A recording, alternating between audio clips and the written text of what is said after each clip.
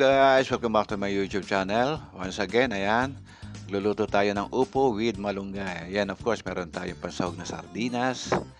Then, meron tayong pang-alat, patis. Ayan, then cooking oil, panggisa natin.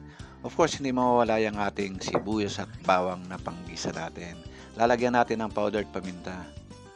Yan guys, bago tayo magsimula magluto, i-ready na muna natin itong ating gulay. Una, kalisan natin itong ating upo. Huwag na natin balatan, yung sinasagad na doon sa balat. Dali lang itong kalisan, ayan, lalo na kung murang-mura.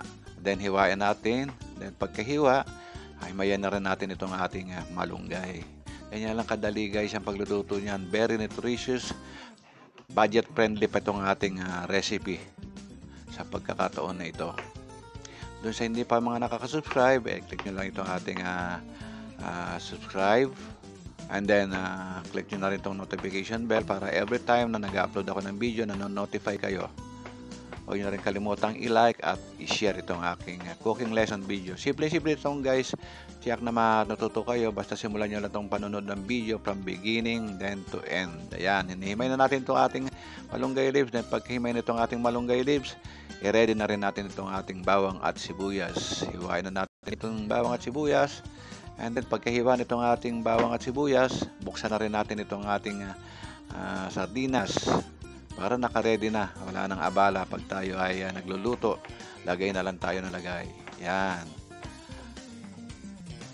Then pagka-ready nitong ating sibuyas bawang, ayan.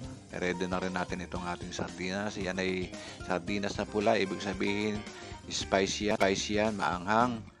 Ganda yan sa ating gulay para malasa. Ayan, naka-ready na itong sibuyas bawang. Kainit na tayo ng kawali.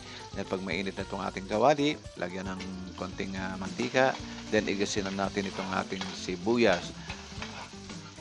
Konting halo. Then pag medyo golden brown na itong ating sibuyas, isunod na itong ating bawang. Ayan guys. Dali lang yan. Ganyan lang ang pagigisa. Inuunan natin itong sibuyas kasi madaling malanta yan. Matagal malanta pala. Yan. Okay guys. Pag medyo mapula-pula na, ilagay na natin itong ating binuksang lata ng sardinas. Haluin ng konti. And then duglugan itong ating pinagtanggalan ng sardinas para maluglugan itong sauce na natira dun sa loob ng lata. Ayan. Then pagkalagay ng pagkaduglog, nalagay na natin, haluin. Then lagyan natin ng powdered paminta. Yan, konting halo. Then pwede na natin ilagay itong ating hiniwa na upo. Okay. Ganyan lang guys, kadali ang pagluluto nito. Simple. Masarap na tanghalian, masarap na hapunan. Bagay na bagay ito sa ating mga kababayan na nagkaroon na nasa ilalim ng ECQ, ng lockdown. Karamihan sa mga ayuda yung binibigay sa atin ay may sardinas. Kaya pag meron tayong sardinas, hanap lang tayo ng upo at saka malunggay. Very nutritious itong ating ulam. Okay, dinagdagan natin ng konting sabaw. And then, tsaka natin takpan para malanta itong ating gulay. Ayan, konting alat. Pampalasa nitong ating gulay. Nilagyan natin ng konting patis. Ayan. Ayos. And then, takpan. Okay, pagkalipas ng minuto, buksan uli natin at haluin muli para maging parehas ang pagkakaluto nitong ating gulay. Itong ibabaw ay mapailalim, haluin. Yan. Pagkahalo, muli nating takpan. Then pagkalipas ng ilang minuto, siguradong lanta na yan. Pagkalanta nitong ating upo, pwede na nating ilagay itong ating hinimay na malunggay leaves. Yan. Ganyan lang kasimple, ganyan lang kadali.